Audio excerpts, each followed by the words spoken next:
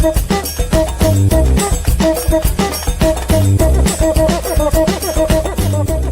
Brazilian Shirt Name Podcast with Dotun Adebayo and Tim Vickery.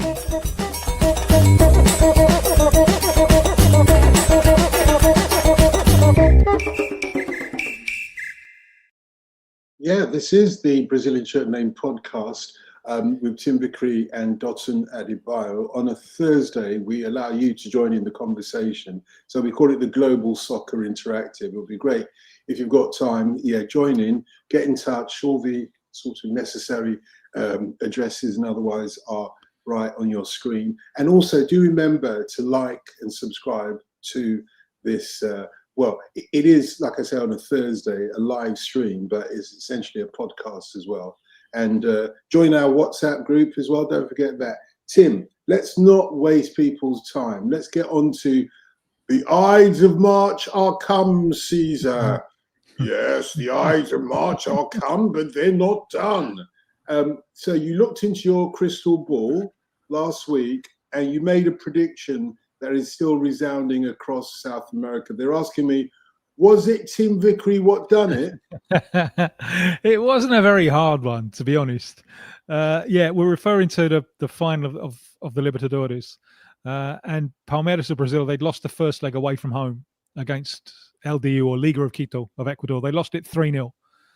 And I said they would overturn it in the second leg, and they did. And they won 4-0. It's not that difficult, really. And if you need, Palmeiras got the first leg hopelessly wrong, but with so much firepower and against a team that doesn't have a lot of a counter-attack, you just plant yourself in their half, turn the screw. What this means of greater interest, and I think of growing interest to you lot over there, is that we have a Libertadores final, which hopefully will be live on the BBC. They have been over recent years, between Flamengo and Palmeiras. Flamengo of Rio, Palmeiras of Sao Paulo. Now, this is being hyped up as the final of the century. These are the two sides who have, over the last 6 or 7 years, they've been dominant in South America. And it's a replay of the final from 4 years ago. But both of them have grown since then. Look at the players and look at who they bought in the summer. The shopping from Europe, and Flamengo signed Jorginho, who was at Chelsea, and then at Arsenal. They signed Emerson Royal from Milan, who was at Tottenham.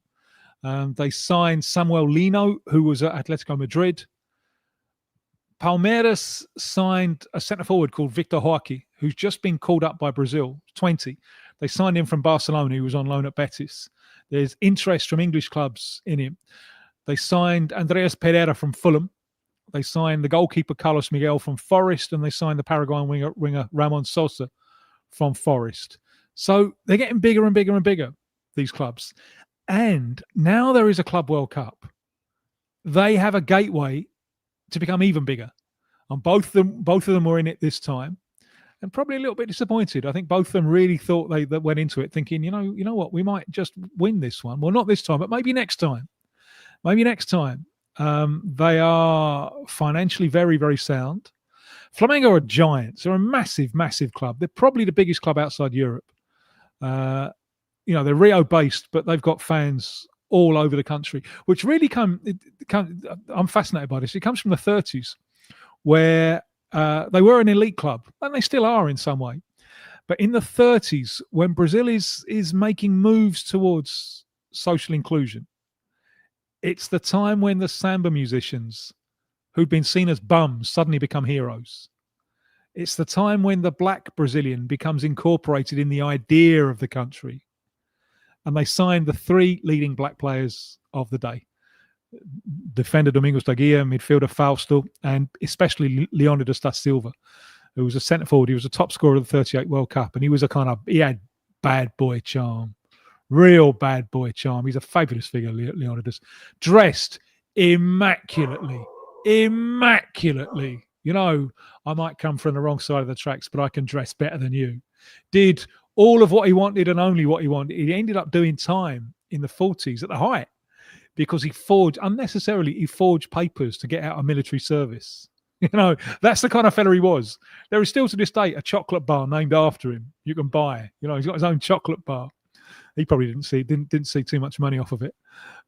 So on the back of that, Flamengo built, and radio's hugely important in Brazil, taking their games. Rio was then the capital, taking their matches all over the country. They've got a national support base. They're giants. They really are huge. And over the last few years, they've sorted the finances out. More money's coming into Brazilian football because they've got so many fans. They've been able to monetize that. They've got very deep pockets. So they're giants. Palmeiras, which is the team of the Italian community in Sao Paulo. And here's a piece of information for you. Sao Paulo is the city with most Italian descendants in the world. More than Rome. There are more Italian descendants in Sao Paulo than there are in Rome. What a stat. Well, they're all Yanks in Rome at the moment. You know that. Well, in the Vatican anyway. Yes. They are not the biggest club in Sao Paulo, which is Corinthians. Corinthians is a team at a mass of the population. But Corinthians is still what Flamengo was 15, 20 years ago. Financially, it's a zoo. It's all over the place. Palmeiras have got their finances sorted out, well sorted out. They got probably the best of the new stadiums in Brazil. It wasn't used in the World Cup, came just after. But it's probably the best of all of the new stadiums.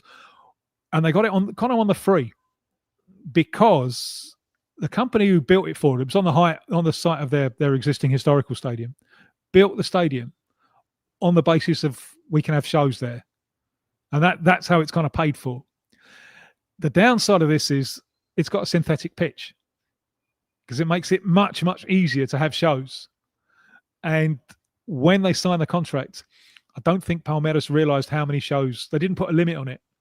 And Brazil has got on the route of the international shows. So there are more shows there than Palmeiras had probably bargained for. So that and the fact that it's a plastic pitch, which is not ideal, is the Achilles heel in the thing. But they're really well organised. And the youth products, they make so much money from the youth products. Estevão to Chelsea. Endrick to Real Madrid. Victor Hayes to Man City, who's on loan in Spain at the moment. Luis Guilherme to West Ham for a fortune. They've got nothing out of him so far. So much money, well run, coming into the club to finance these squads. So these are two clubs to pay attention to because now they are getting bigger and bigger and bigger, and the Club World Cup gives them a pathway to something even more. It's going to be a fascinating final. They just played a game 2.5 weeks ago where Flamengo won 3-2. I'm a bit worried that the final, which is November the 29th, 9 o'clock at night, your time, won't be as open. It might be. One problem is they're also fighting for the Brazilian league title, and there's games every weekend, every midweek. So there's a accumulated tiredness. There'll be a lot of tension. There's a lot of rivalry because whoever wins this will be the first Brazilian club to win the Libertadores for the 4th time. This is a massive, massive game. It's a huge game. Oh, you lucky people! I hope the BBC will be screening it, and I hope to get the gig. No. I'll get. They can't screen without you, can they? They probably can. No, it's in the rules, they probably can, but they shouldn't. Yeah, of course not. But in the rules, if they read the small print of the rules, there is no world football conversation about South America that does not include the man we call the Legendino, Tim Vickery. So Flamengo and Palmeiras are clearly the Real Madrid and Barcelona of Brazil. That's what they've become, yeah. And Flamengo it's interesting because Palmeiras have always been a big side. And they had a glory run in the night through the 90s when they were bankrolled by Parmalat, the Italian dairy giant. How could I forget? Yeah, and then all that went horrendously bad, with the absolute collapse of Parmalat. And Palmeiras collapsed too. They won the Libertadores for the first time in '99, got through to the final and lost on penalties in 2000. They're relegated in 2002 because the Parmalat thing has just collapsed. They got relegated again in 2012. So that they've had a rocky ride. And as I say, now they're invading the territory that really should, by rights, be Corinthians, who are a bigger club. But good luck to them. They've done a wonderful job. They're there on merits. Two fascinating coaches. Felipe Luis, one of the very few prominent recent Brazilian players who've taken up coaching. Was Chelsea's left back briefly, more identified with Atletico Madrid. He was playing for Flamengo until a couple of years ago. chucked it up, took up coaching, and he's very, very clever. The Palmeiras coach is Portuguese. He's been there 5 years, which is an eternity in Brazilian football. Abel Ferreira, and he's a figure. You're going to get to know him because he's bound for top jobs in Europe.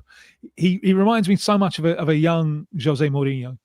He's really, really talented. He's got the capacity to change games during the game, and he can making tactical changes, but he's also unbearable. He's always yelling at the referee, and he's always getting himself sent off and so on. So he's a character. He's a character, and I'm sure he's going to be over your side of the Atlantic before too long.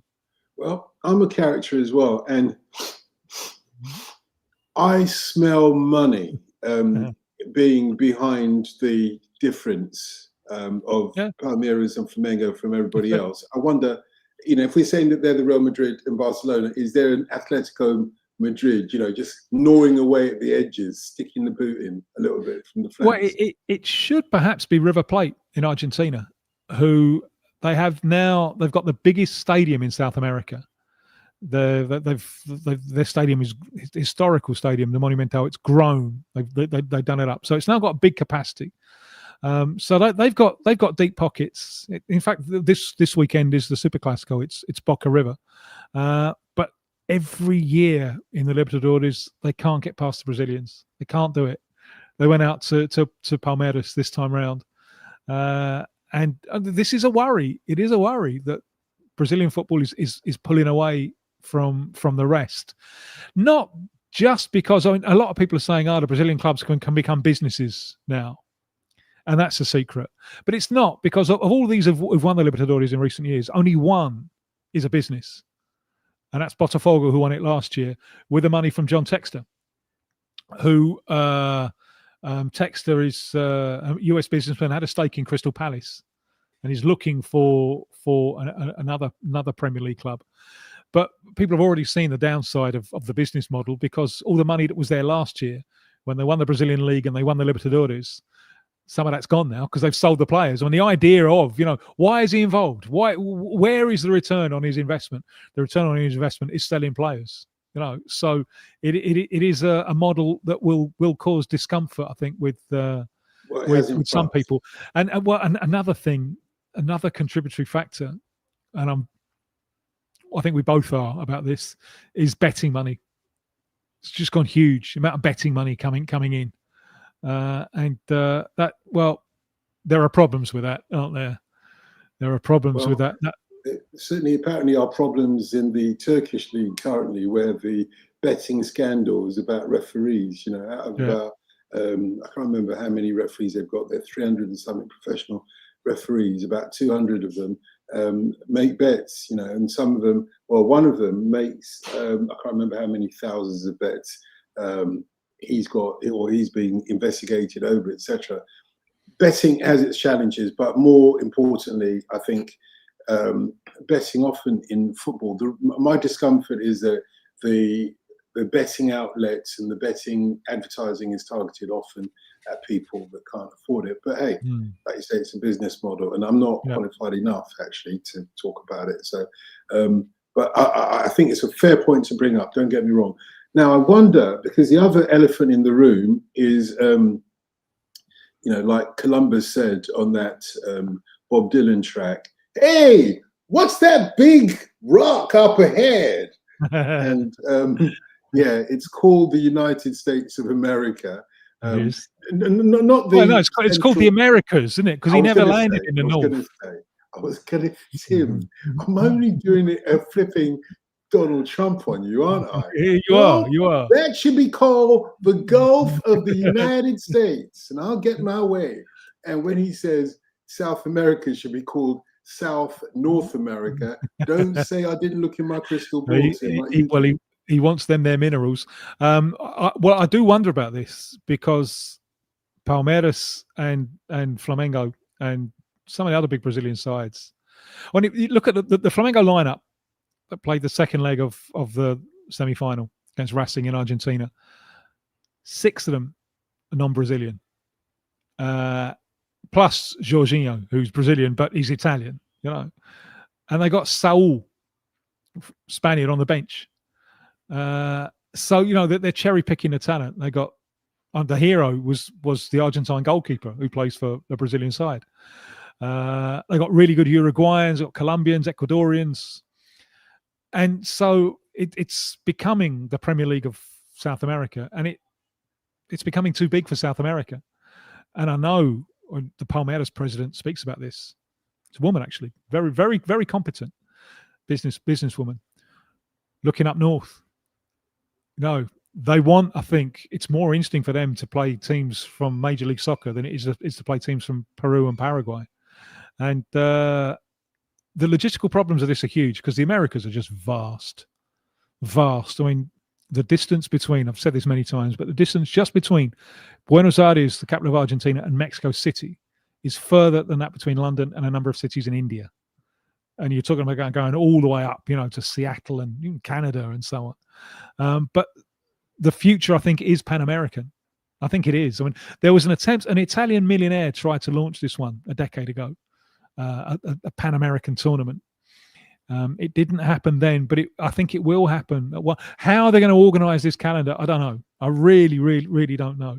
But the synergies are just so obvious between, football growing in the States but needing credibility, and South American football having history and credibility to burn. And those massive Mexican clubs, with their huge fan followings as well. And I suppose one possible consequence is just that the possibility of having an alternative pole to the dominance of European club football. Yeah, no disrespect, but what everybody's waiting to hear is you get an opportunity to air out your black country accent. And you'll get that in just a moment. Okay, just a moment. Well, I can do New York as well. No, we can talk about the boys. The people, yeah, you can do, but the people aren't crying out for that. I'm not hearing that. However, before you get there, can you look in your or read those tea leaves one more time rather than looking your crystal ball and tell us who's going to win the Libertadores? I'll tell you. I'll tell you with all certainty on the 30th of November. If I have to stick my neck out now, always make your predictions after the event. Of course. If I have to stick my neck out, 4 years ago it was Palmeiras, and the man who made the big mistake was Andreas Pereira, who was playing for Flamengo. He got caught in possession. Now he's playing for Palmeiras. What a revenge for him! But if I have to stick my neck out, I think it might be Flamengo. Okay, I'll come back to you on the 30th of November, as the soothsayer said, on the steps of the capital. On the steps of the capital, Caesar, beware the eyes of, oops, I'm too late. Sorry, I find that funny. And that's my way of bringing in our guest for today, James Bird, global editor of Mundial, the football lifestyle magazine. I like the fact, James, that you lot say that Mundial joins the dots of culture. What does that mean? God knows. Afternoon, gentlemen. Afternoon. I think what I like to think Mundial does is the magazine, at least, is that you can read it cover to cover, 100 pages, and you don't need to know anything about football. You don't need to know who's top of the Premier League or who's doing well in Brazil or what went on in the last FA Cup or an FA Cup 30 years ago. I think the idea behind it is that they're stories that are just connected to football. Do you know what I mean? Like, you can, the idea around it as well is that they're timeless, so that you can pick up an issue that was released 6 years ago and it still be relevant today. In theory, that's what we try and do anyway. So 6 years from now, what are you going to be saying and reflecting through the pages of Mundial on the fortunes, or should I say misfortunes, of a certain Wolverhampton Wanderers? You see, I can do it as well, Tim, that you follow and have followed for how long? Well, I mean, I've got the classic story, really. Like, my dad had a season ticket holder. His dad had a season ticket holder. His dad, my great granddad, worked on the turnstiles at Molineux. So I never really had a chance. Like, I was born into Wolverhampton Wanderers pajamas. They were the first thing I was put into. All of the photos. Nice colour, those pajamas, though. I mean, nice colour, aren't they? They're very nice, yeah. They're much nicer than the shirt colours are at the moment, that's for sure. And any photo of me from the age of 5 to 15, I'm just wearing a full Wolves kit. Whether it's Christmas Day and it's 2 degrees outside, or I'm on holiday in the south of France at a campsite, like I'm always wearing a full Wolves kit. So I wasn't really given much of a choice. Yeah, I feel your pain. But as for now, we are in a bit of a mess. We've had some amazing. I'm sorry to cut you, James, but for those who are listening, who, like you say, aren't necessarily aware of what's going on in the Brazilian league, or indeed what's going on in the Premier League, you are at the bottom of the Premier League. Nobody below you, so you're not in a bit of a mess. You're up shit creek at the moment. Yeah, we're on 2 points from 10 games. We actually haven't won a league match since April, and it's November now, which is that's quite a few months. Recent developments though, very good for. I hope this isn't in bad taste for your now ex-coach Vítor Pereira's mother-in-law. Very good news for her. I don't know if you know this story, but no. He came to Brazil and he was coaching Corinthians, and he did all right. He did well. They wanted to keep him. And Vítor Pereira said, "Sorry, I've got to go. I've got to go back to Europe. My mother-in-law, it's not well. I've got my mother. I'd love to stay. Love you guys. But I've got to go. My mother-in-law. Got to go. You understand, don't you? You understand." Then a week later, he signed for Flamengo. Yeah, I met Vítor. I interviewed him for an hour for the Wolves podcast, and within 3 minutes of talking to him, I was in. He's like a cult leader. Like I was ready to run through Wolves for him, and this was sort of just after we'd had a 6-game winning streak towards the back end of last season. So he came in. We were falling to pieces under Gary O'Neill. We won the first game away at Leicester 3-0. He changed the formation. Players looked like they knew what they were doing. And he was very, very good at connecting with the city again. He immediately sort of started that first the points, then the pints thing. So that there was, immediately Wolves fans made a flag of that with his portrait on it. He would be seen in boozers across the city. There's an amazing 10-minute Sky video from the end of last season or the start of this season where he's in a local pub in Wolverhampton and he's picking up babies and hugging 90-year-olds. And the Sky reporter, I can't remember who it was, but he's sort of like, well, I've never seen a Premier League manager do this before. I've never seen anything like it. So I am sad that he's gone because, as football fans, it's not that regular, is it? And it feels special when you have a manager or a player who really connects with the people or the city. And that's rare and that feels special. Nuno did it very well at Wolves and Mick McCarthy did it very well at Wolves. But I would say in my lifetime, really, other than those three, Vítor, Nuno and Mick, everyone else sort of, dissipates into the memory. Do you think it was too soon? Do you think that the loss of Mateus Cunha was obviously going to be difficult, and anyone would need more time to work out a way to replace your most brilliant creative talent? Yeah, I mean, we lost him. We lost Aït-Nouri to Manchester City as well. That was arguably a bigger loss, I thought. But anyway, a lovely footballer to watch. Like he approaches every time he gets the ball, it's like he's playing 1v1 in a cage. It's like he gets an extra goal if he nutmegs someone. So we lost those two, and then we lost two players who'd never really got into consistent starting position in the team, but were quality footballers. So Guedes and Sarabia. We lost them as well, and I think between them they scored about 25 goals last season. And with the recruitment, which again was sort of late in the window, and a lot of players who so far, other than a guy called Krejci from Czech Republic, other than that, none of them have really hit the ground running. So that includes John Arias, who I know, Tim, you covered quite extensively in Brazil, and I know that he's got a lot of technical ability. And I loved him second half against Tottenham when he moved in field. He played really well. I thought he was great, and I thought that would be the starting point for him. Yeah, he played really well in that, but he's definitely still finding his feet.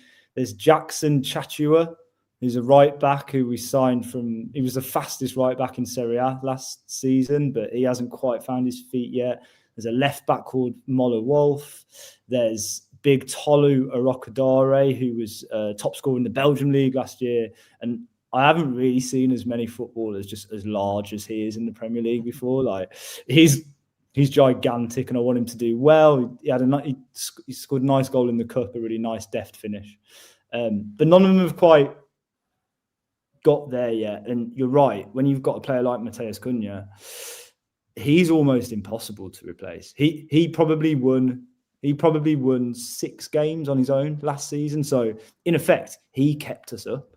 And when you lose that, but he already had the hump last season, because I think he expected to move a season earlier. Why I say Ait Nouri was probably a bigger miss is because, well, first of all, he's the link between the forward line and the back line. The guy's got lungs on him. Is he a defender? Is he a midfielder? Or is he potentially a winger? Well, I would argue all three, because he will get back to defend. May not be as good in defence or otherwise, but he always seemed to be playing for the club. And I'm from the generation that remembers Wolves. I was so happy when you came back to the Premier League, actually, because it took me back to the halcyon days of Derek Dougan and Steve Stone later. John Richards. Yes, indeed. Don't get me started on the accent, please. Yeah, we're trying to be serious now, Tim.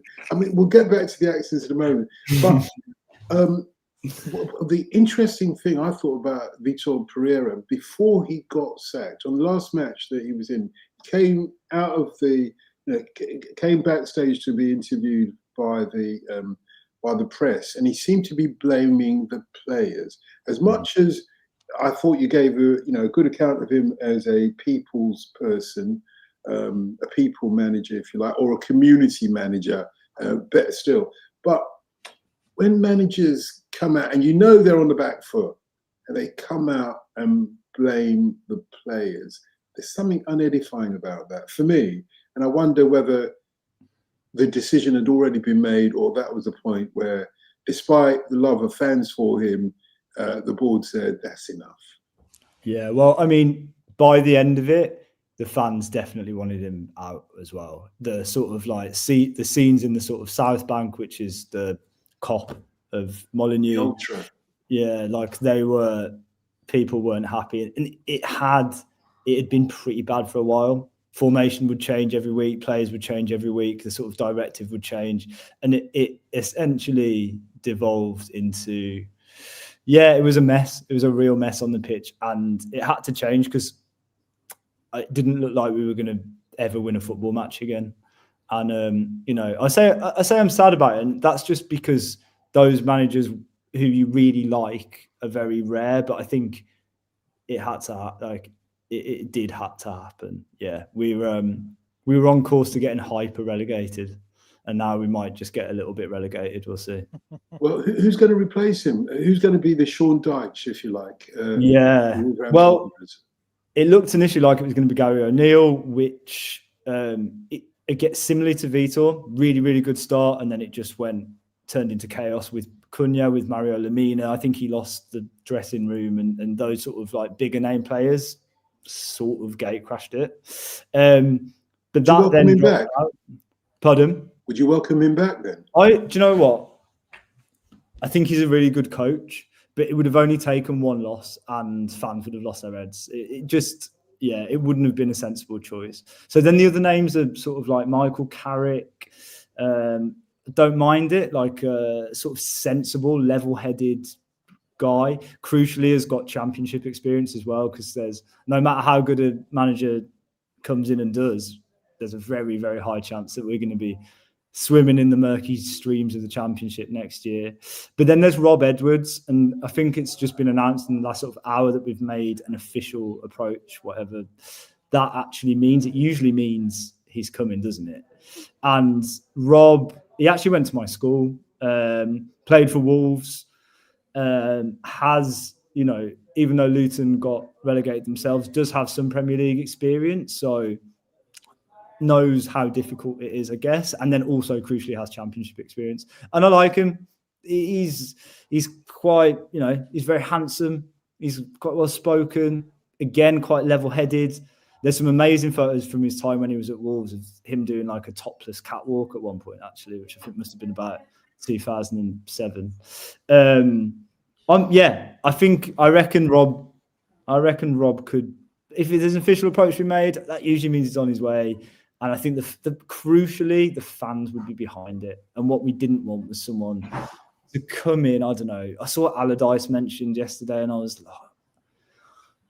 like, it would be funny. It would at the very least be funny and fun, but I just think it wouldn't take long for the fans to go blooming heck. I think Allardyce blotted his copybook with the last team that he managed in the Premier League. Can't remember who went down. It was Leeds, wasn't it? He did about 6 games at Leeds. But before that, he was the firefighter. He was the one that keeps you up. I bet you'd have wanted him, if you'd looked at his track record before Leeds. I reckon, like 6-7 years ago, definitely. But I just feel like, actually, maybe he'd suit the Premier League now with set piece, the sort of like evolution of the set piece, long throws. Maybe I'll do it the right way. What do you think is going to go down easier? Wolves or the Banks' Mild Ale? Oh man, do you know that that's finished? They've poured the last ever pint of it. Oh, wow. I can't believe it. I can't believe it. Tim, I was devastated. In fact, it was around last Christmas, and my brother texted me being like, James, the Combermere's got 1 keg of Banks' Mild left. I was like, I can't get back quick enough. Yeah, no, Banks' Mild, a delicious potion. But R.I.P. Will you stay up or will you go down? I think that unless a couple of those new players suddenly go, this new manager's given me the confidence that I need to excel at this level in this league. Unless a couple of them, and it could be John Arias. There was another lad called Fer Lopez, who's a young lad from Celta Vigo. He's hardly played, but he's technically very good. Unless some of them turn into 2004 Euros Wayne Rooney, we might struggle. Right. Thank you for being frank, and good luck to you. No, we wish you well. It. Yeah, indeed. Thanks very much. Where can people get hold of Mundial? It's a quarterly. Mundialmag.com. It's in most sort of WH Smiths around the country. The current issue is the fashion issue. So from managers wearing suits to cool new design studios tearing up Adidas Predators and turning them into high heels, all the way to I hope you give some hammer to those dreadful dress sneakers that so many people in football, don't. There is no salvation for these people, for they have no souls. Yeah. Mate, he's lined that one up for years, and you fell for it. I've used it many times. Oh my goodness, it's good. People remember you as being the contributor that allowed Tim to tell we've got no soul. Over in America, they've got their souls, and over here in Britain, we've got our souls. Joke. I'm happy to be remembered as that. Yeah.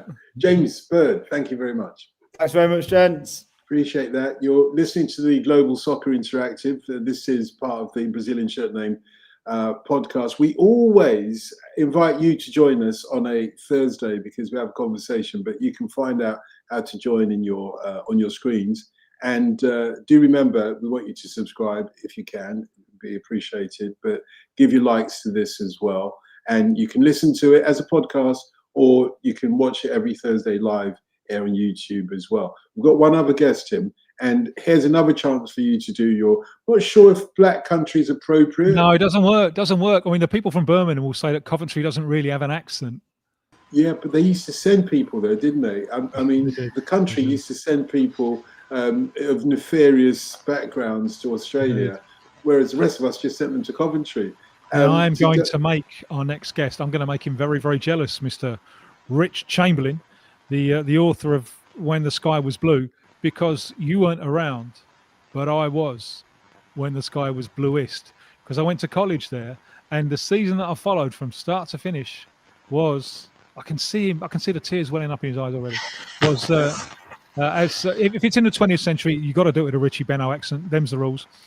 1986, 87, when they won the cup, and I was there for most of the games. I went up to the semi-final in Hillsborough, and it's one of my happiest memories that football's given me. Actually, is we hired a van to go up to Hillsborough, and coming back, and everyone in the city had come out to meet the fans and the players who'd been up to the semi-final and beaten Leeds and qualified for the final. It was like the biggest thing that happened to the city, since the cathedral was built, and it was lovely to see that effect.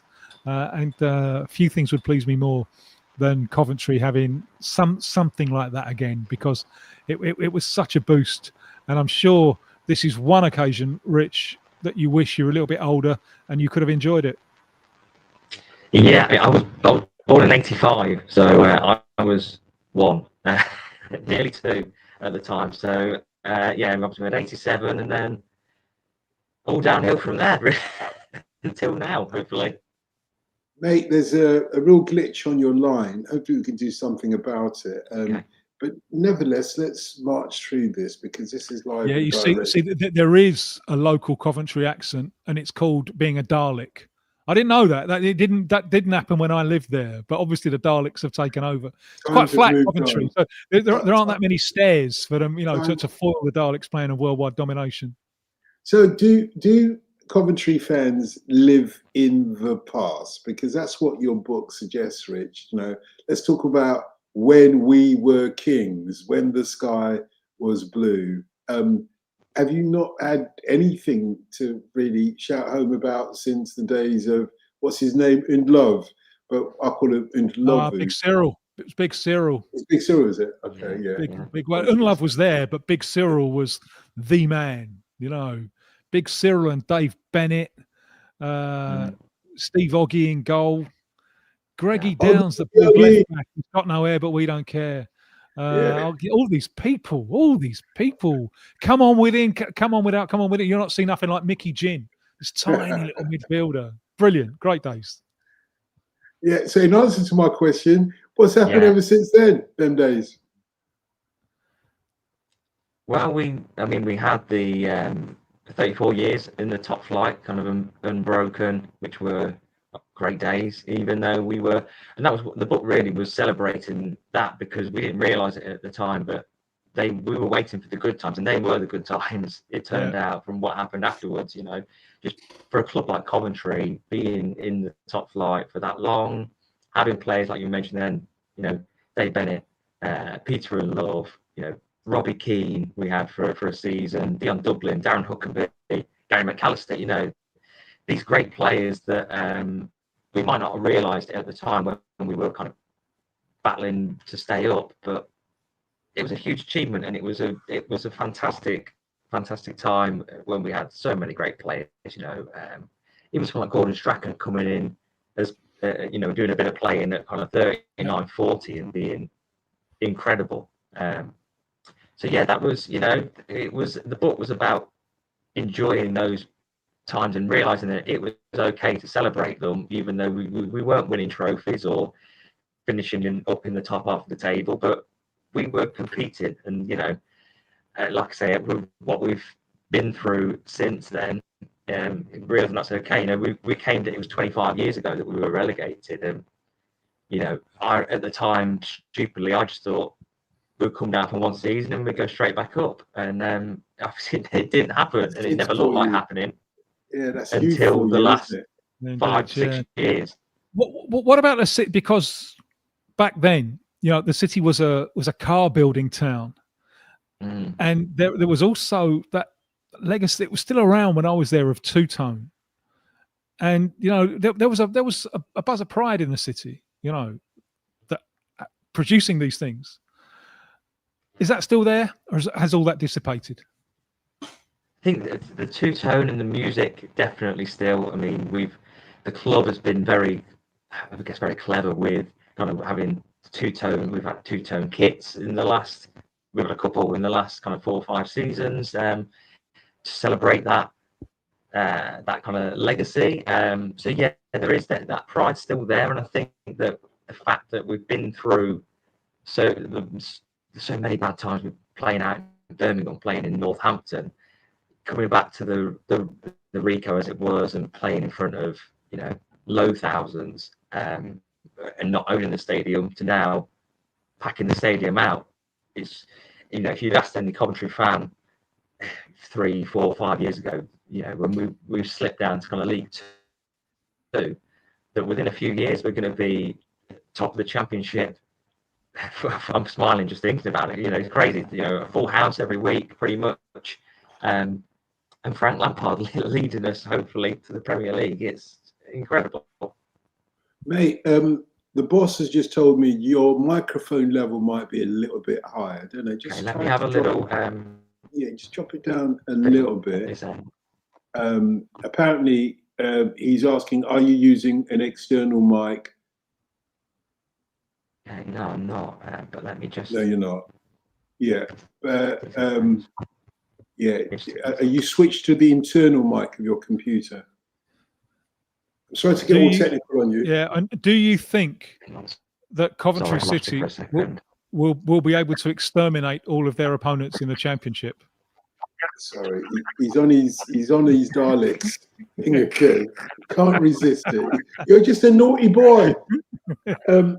You've hinted at, well, you haven't hinted. You've said essentially your book is about, or subtitled, The Inside Story of Coventry City's glory years. But what happened then? Why did those glory days end?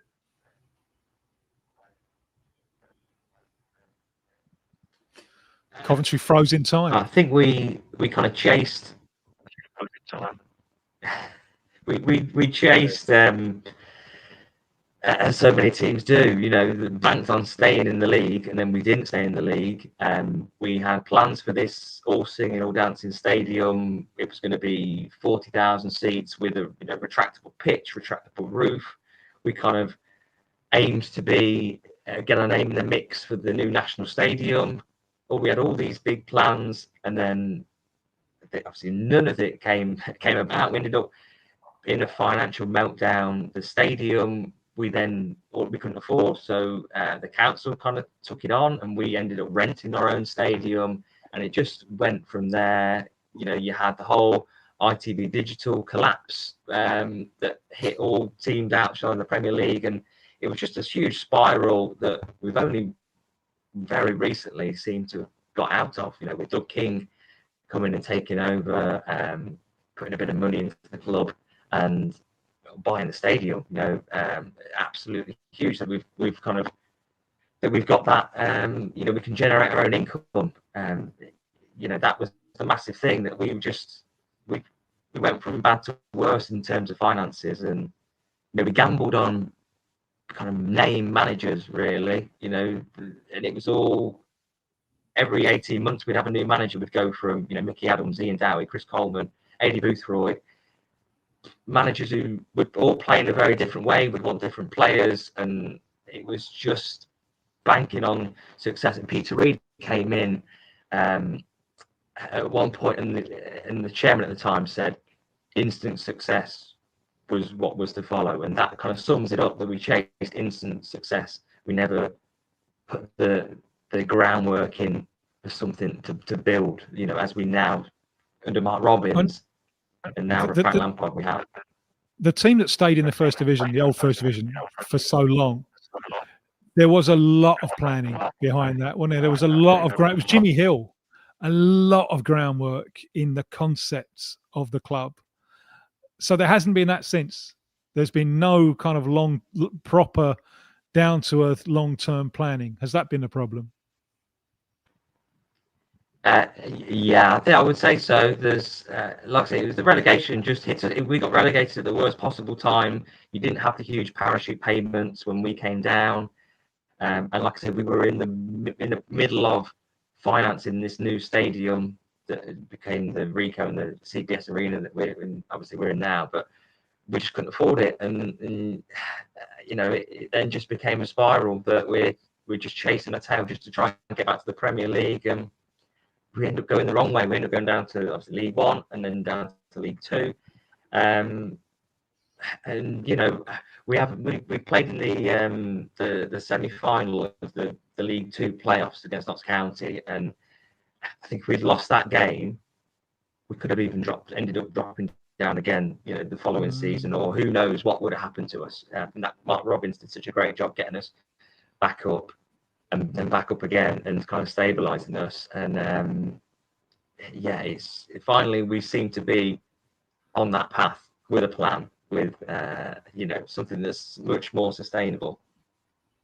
Mate, let's put a pin in it for this occasion, because the lines, it is horrendous, but apologies to everybody for that. But I'd like to. There'll be another opportunity to do this when Coventry are promoted. Well, let's hope so. But even before that, because the part of this conversation that we haven't had is the Frank Lampard effect. Maybe we can invite you back, in the next few weeks, actually, and let's pick up from it and talk about your book. Maybe we'll get a chance to actually peruse the book as well. So the book's The Inside Story of Coventry City's Premier League Years. It's by our guest, Rich Chamberlain. And the main title is When the Sky Was Blue, for obvious reasons. Rich, thanks very much, mate. And thank you very much, Tim. It's been wonderful, as always. Sorry for all the technical problems. And obviously, my light's gone. And I'm not going to make a joke that I could make, but yeah, I was made in the shade. Let's just leave it at that. Tim, I knew you'd enjoy that. Yes. So let's do it again next week. Do remember Brazilian Shirt Name podcast, Wednesdays and Thursdays.